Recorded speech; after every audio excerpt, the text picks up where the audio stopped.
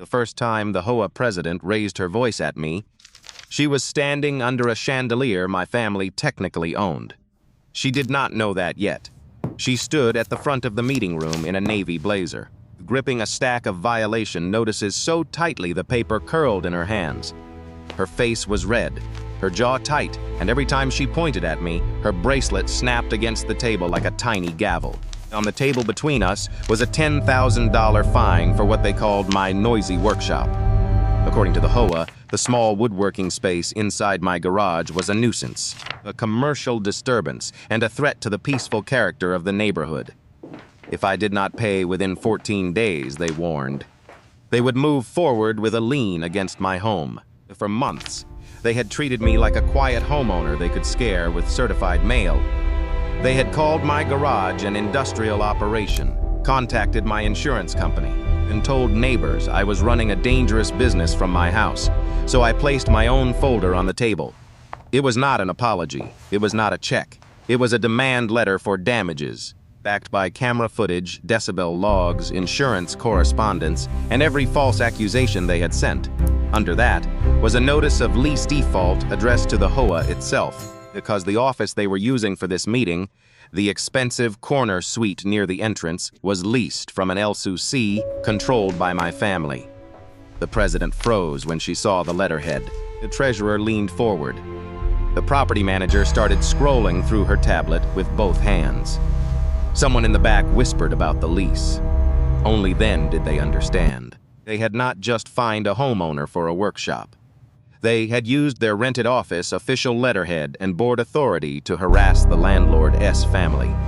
By the end of that meeting, nobody was talking about my saw anymore. They were talking about whether the HOA was about to lose its office. Before all of this, I was not the kind of person who went looking for a fight with an HOA. I was the guy who waved at people while taking the trash bins in, kept my lawn trimmed, paid my dues before the deadline, and read every community notice without ever thinking my name would end up on one. I bought my house in Brookhaven Ridge because it felt quiet, clean, and predictable. After years of renting apartments with thin walls and parking lots full of arguments, I wanted a place where I could hear birds in the morning, work with my hands in the afternoon, and sit on the back patio at night without feeling like somebody was measuring my life against a rule book. The garage workshop was the reason that house felt like home. It was not big. It was not fancy. It was one half of a two-car garage with a workbench, a dust collector, a miter saw, clamps on the wall, and shelves full of wood that smelled like cedar walnut and old memories. Most people saw tools. I saw my father. He had been a Finnish carpenter for 30 years, the kind of man who could run his hand across a rough board and already know what it wanted to become. When I was a kid, he taught me how to sand with the grain, how to measure twice, and how to stay patient when something did not fit the first time. After he passed, I kept his hand planes, his chisels, and the heavy oak workbench he built before I was born. That workshop was not just a hobby space. It was where I repaired furniture for neighbors, restored old pieces for friends, and took on small custom projects after work. A coffee table, a set of floating shelves, a rocking chair that had belonged to someone's grandmother. Nothing industrial, no employees, no trucks lined up outside, no forklifts, no loading dock, no customers wandering through the subdivision. I worked during normal daytime hours, kept the garage door mostly closed, installed extra insulation, and used a dust collection system because I cared about doing things right.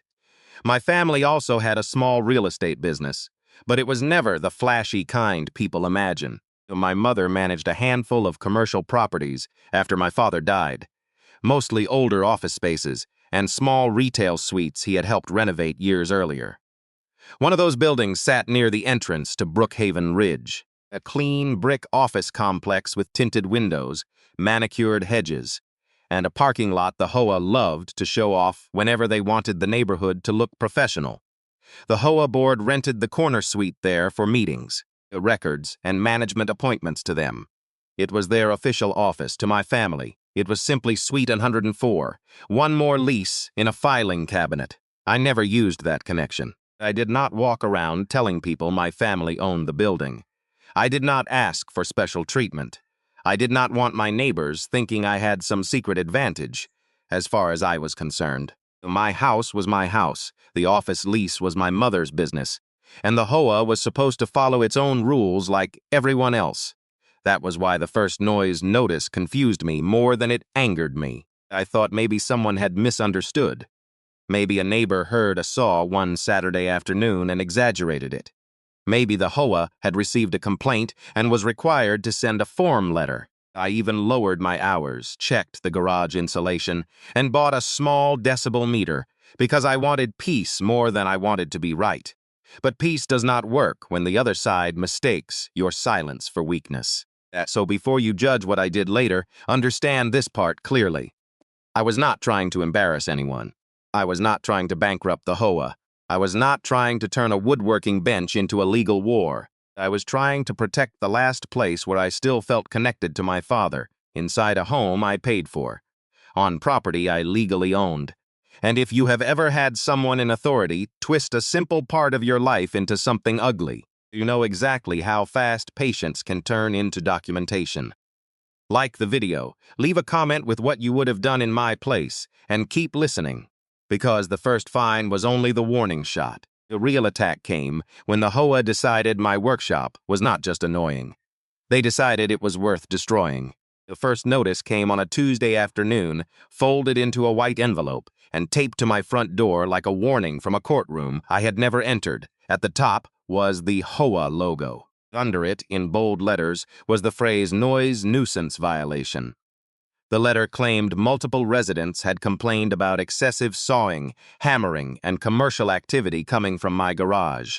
It said my workshop was disturbing the peaceful enjoyment of the neighborhood, and that I had 7 days to stop all activity or face fines. I read it twice in the driveway, still wearing sawdust on my shirt from sanding a bookshelf.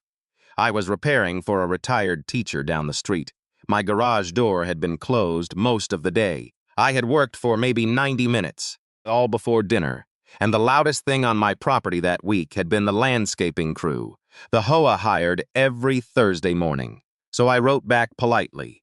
I asked for the dates and times of the complaints. I asked which section of the bylaws I had violated. I asked whether anyone had measured the sound level. I also explained that the garage was part of my private residence, that I was not operating a storefront, and that I had already taken reasonable steps to reduce noise. They did not answer those questions. Instead, 2 weeks later, I received a second notice. This one was colder. It said the violation was continuing. It accused me of ignoring HOA authority. It added a $500 fine and warned that future penalties could be assessed without further discussion. There was no evidence attached. No witness statement, no sound reading, no date or time. Just another letter, another accusation, and another demand that I stop using my own garage. That was when the board president, Marlene Whiteacre, started making it personal. Marlene had been HOA president for 6 years, and she carried herself like the subdivision was not a neighborhood but a kingdom she had inherited. She inspected mailboxes during morning walks. She circled trash cans left out too long. She once sent a violation letter to a widow because her porch flowers were not in an approved color palette. The people laughed about it, but quietly because everyone knew Marlene enjoyed enforcement more than service. One Saturday, she came to my house with 2 board members behind her. I was sweeping sawdust into a bin when she stopped at the edge of my driveway, arms crossed, staring into the garage like she had discovered a crime scene. She did not ask what I was building. She did not ask whether the machines were running. She simply looked around at the clamps, the lumber rack, the dust collector, and the old workbench, then told me the neighborhood was not zoned for a factory. I explained again that it was not a factory. It was a garage workshop. I worked limited hours. I kept the door closed. I had no employees and no customer traffic. But she had already decided what story she wanted to tell. She said homeowners had rights, but the HOA had standards. She said standards protected property values. Then she gave me that little smile people use when they believe the argument is already over. A week later, the fine jumped to $1,500, then $3,000. Then the HOA added what they called administrative review charges, compliance monitoring fees, and attorney consultation costs. By the time the certified letter arrived, the total was $10,000. The letter said the board had determined my workshop was a continuing nuisance and unauthorized commercial use. It said failure to pay could result in collection action, suspension of community privileges, and a lien against my home. But the part that made my hands go cold was not the lien threat. It was the insurance letter. The HOA had copied my homeowner's insurance company on a complaint, claiming I was running a hazardous woodworking business out of a residential garage. They used words like fire risk, industrial equipment, flammable materials, and unsafe operation. They implied my property might be improperly insured. They did not mention that my lumber was stored properly. They did not mention my dust collection system. They did not mention that I had never received a citation from the county, never had a fire inspection issue, never had a neighbor call the sheriff, and never had a single verified noise complaint. They made it sound like I was hiding a dangerous commercial shop behind my garage door. Within days, my insurance carrier asked for clarification. They wanted photographs. They wanted a description of my work. They wanted to know whether customers came to the property, whether I stored chemicals, whether I had employees, and whether I sold products from the home. The HOA had not just annoyed me anymore. They had put my coverage at risk. If my insurance changed or got canceled, my mortgage company would be notified. If that happened, the whole situation could become expensive fast. Then the whispers started. A neighbor I barely knew stopped me near the mailbox and asked whether I was really running a business without permits. Another asked if trucks would start coming through the gate. Someone else mentioned that Marlene had said the board was handling a serious safety issue. Suddenly, my father's old workbench, the place where I fixed broken chairs and built small shelves, had been turned into a neighborhood scandal. The worst moment came when a client canceled a custom cabinet job after hearing that my workshop might be illegal. She was kind about it, but I could hear the hesitation in her voice. She said she did not want to get involved in anything with an HOA dispute. That single cancellation cost me more than the first fine. Marlene had found the pressure point. She did not need to prove I had done anything wrong. She just needed to make the accusation loud enough that other people started treating it like truth. The board kept sending letters. The management company kept adding fees. The notices kept using stronger language, as if repeating the word nuisance could turn it into evidence. And every time I asked for documentation, they ignored the question and raised the threat. By then, I understood something I should have seen sooner. This was not about noise. If it had been about noise, they would have measured it. If it had been about rules, they would have cited the exact rule. If it had been about peace, they would have tried to resolve it quietly. This was about control. They wanted me to stop because Marlene had decided my garage did not fit her image of the neighborhood. They wanted me to pay because they believed fines were easier than facts. And most of all, they believed I would fold because most homeowners do. Most people see the HOA letterhead, the legal language, the lien warning, and the growing dollar amount, and they decide peace is cheaper than resistance.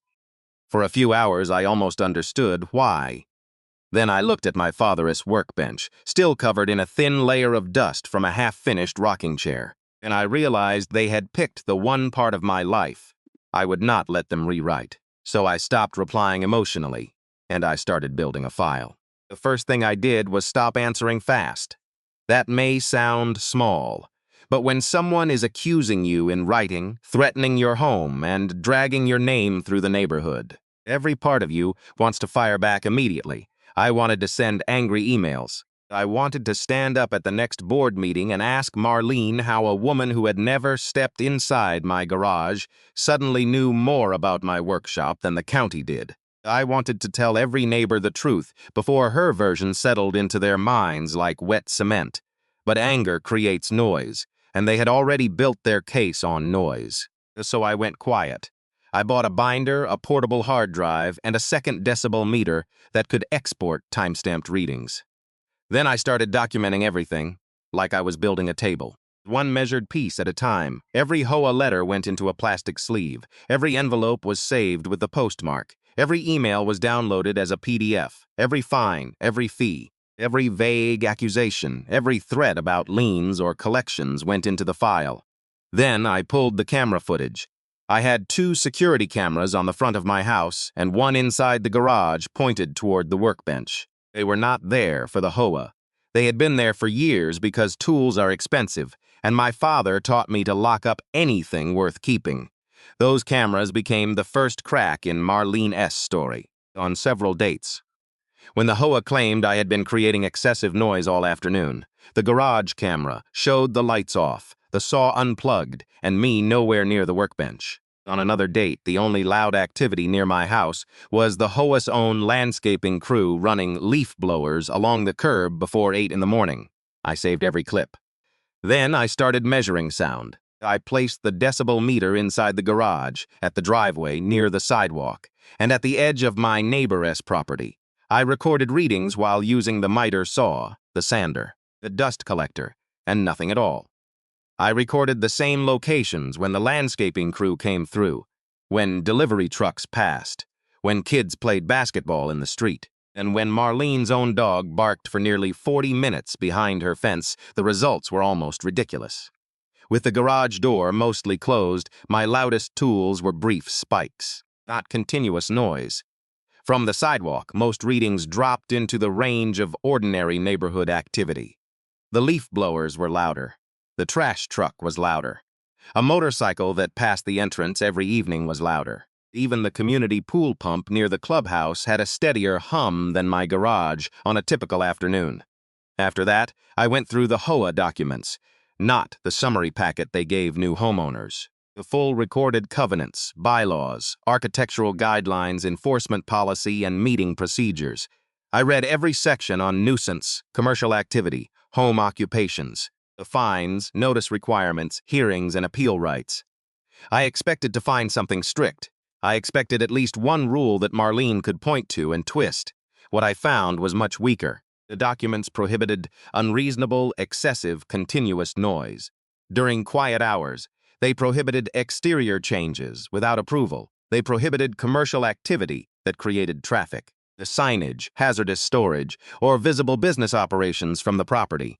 My garage had no sign, no customer parking, no employees, no deliveries beyond normal household shipments, and no activity during quiet hours.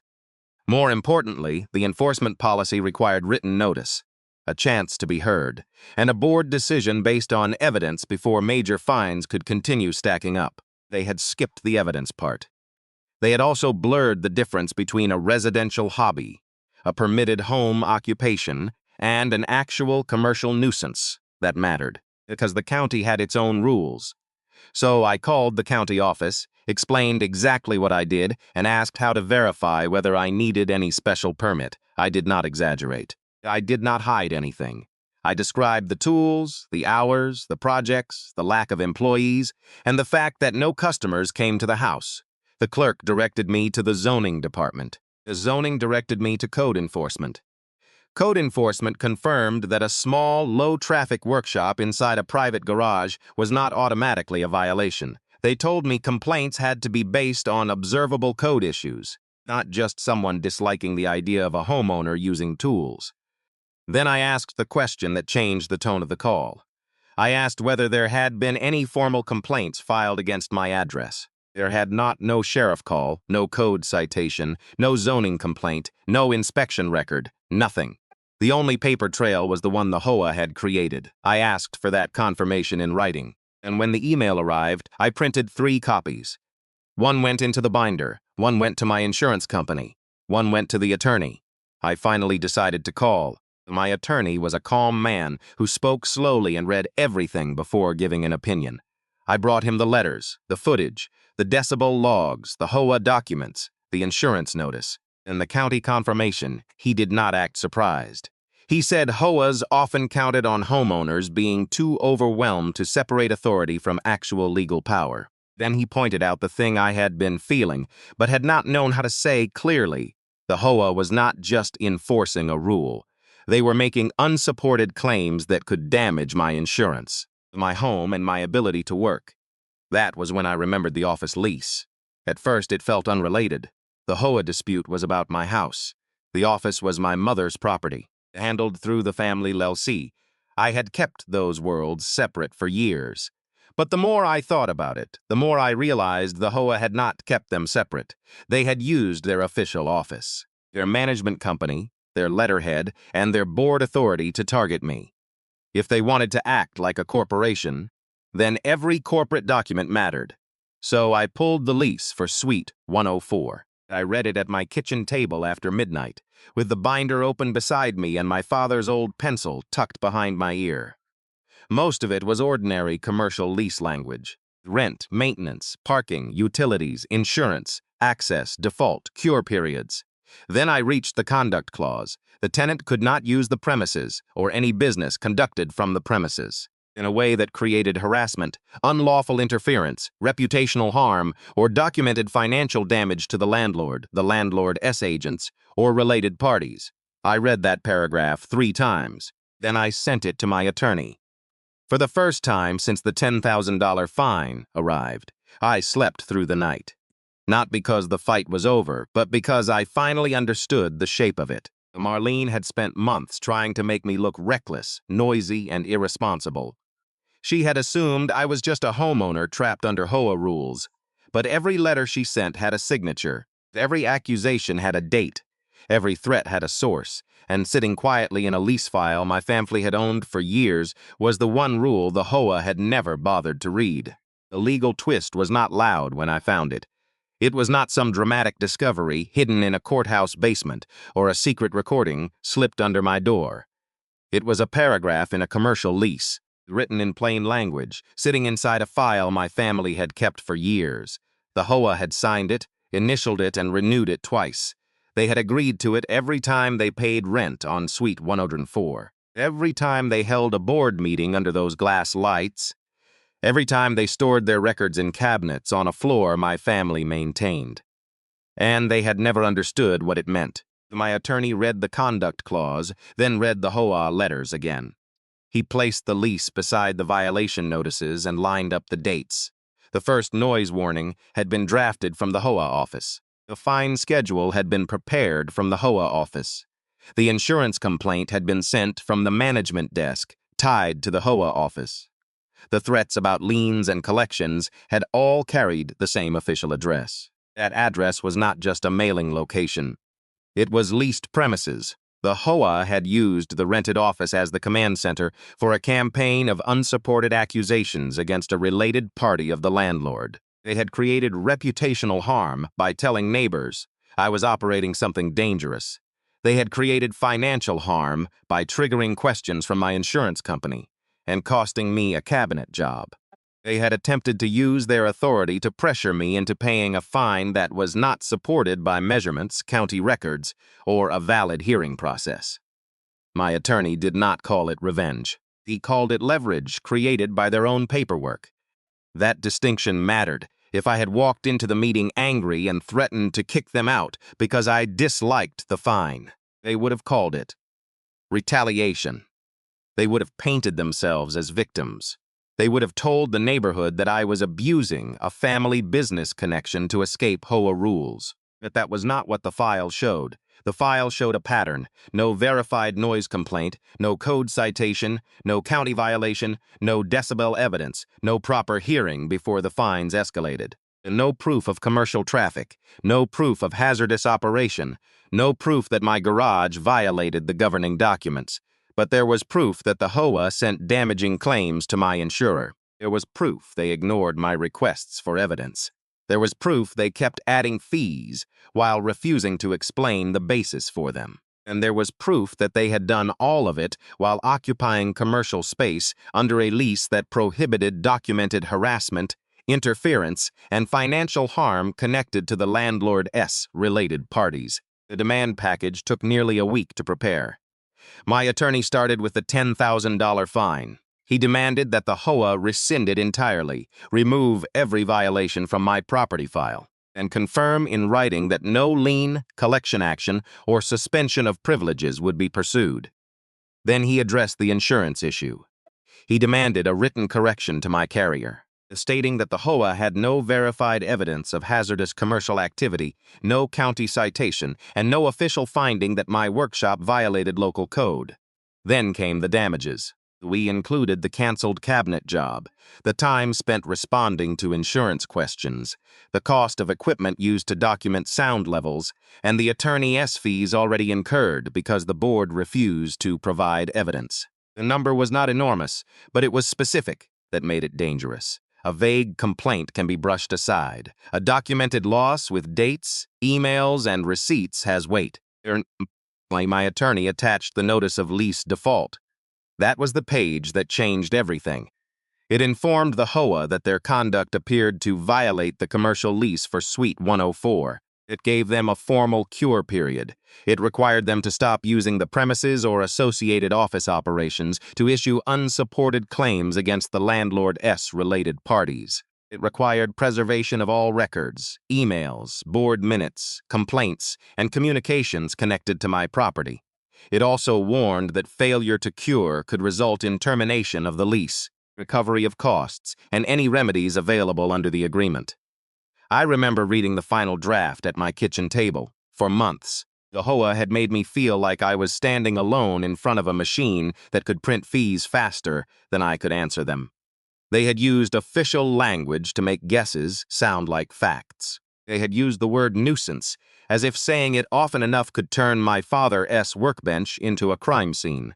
They had counted on me, being embarrassed, scared, and too tired to fight. But legal documents have a strange way of humbling people who only respect power when it is pointed back at them.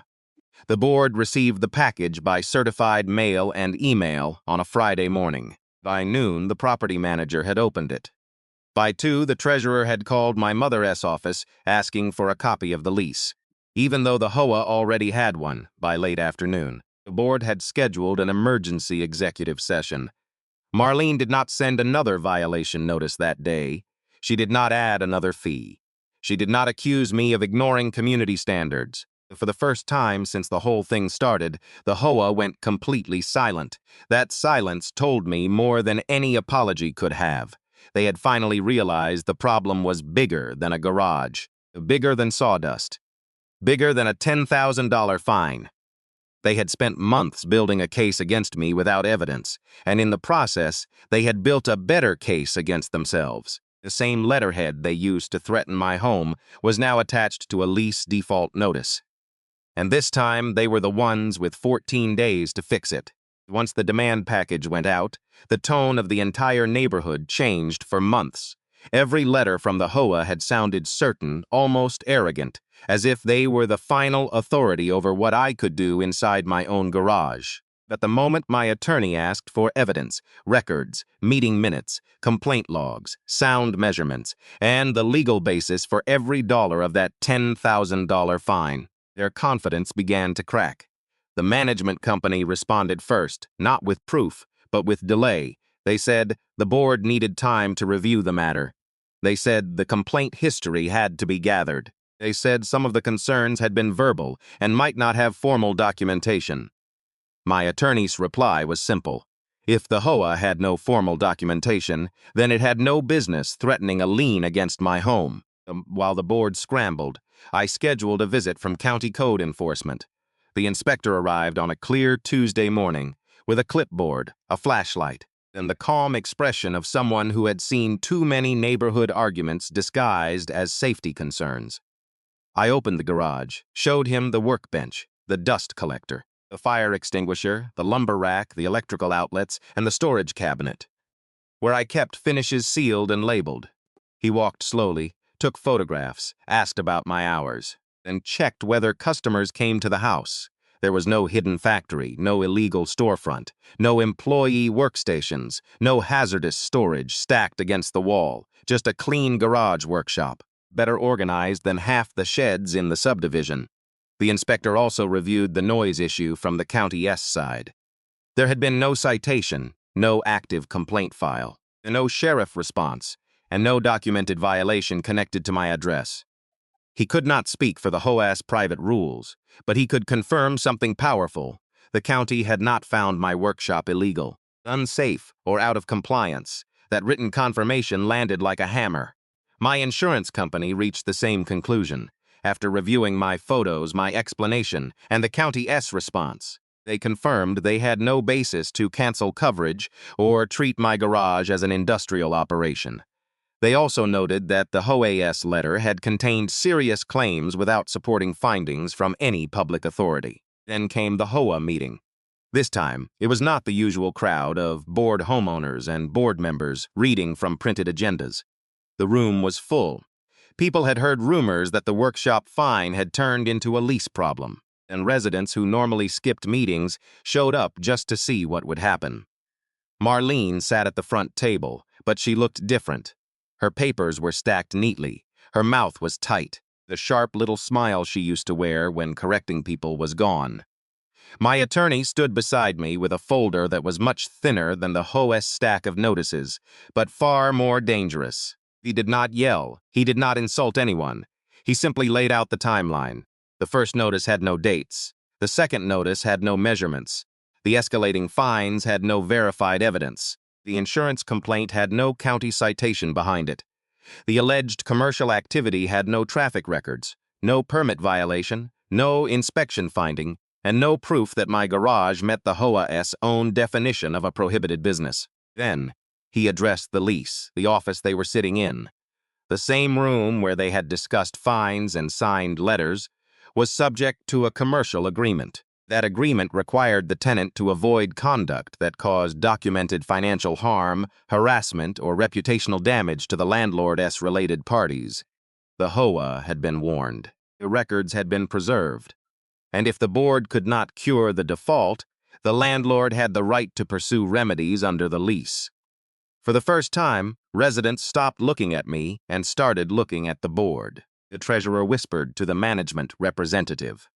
Another board member stared down at the table. Marlene tried to soften the issue by calling it a misunderstanding, but the words sounded weak in a room full of documents. The inspector's letter was real. The insurance response was real. The lease was real. The canceled job was real. The $10,000 fine was real. And now everyone could see the difference between authority and evidence. By the end of the meeting, the board voted to suspend enforcement while their attorney reviewed the file. But the damage to their image had already been done. The HOA had spent months acting like my garage was a threat to the neighborhood. And now the neighborhood was asking whether the real threat had been the people signing the notices. 2 weeks later, the HOA's attorney sent the letter Marlene had spent months trying to avoid. The $10,000 fine was rescinded in full. Every violation connected to my workshop was removed from my property file. The board agreed not to pursue a lien, collection action, or any future enforcement based on the same unsupported claims. They also sent a written correction to my insurance company, admitting that the HOA had no county citation, no inspection finding, and no verified evidence that my garage was operating as a hazardous commercial facility. That letter mattered more than the apology they never really gave. My insurance stayed intact. The canceled cabinet job was partially reimbursed through the settlement. The HOA paid a portion of my attorney's fees and agreed to revise its enforcement procedures so no homeowner could be hit with escalating fines without documented evidence and a proper hearing. But the part that shook the board hardest was Suite 104.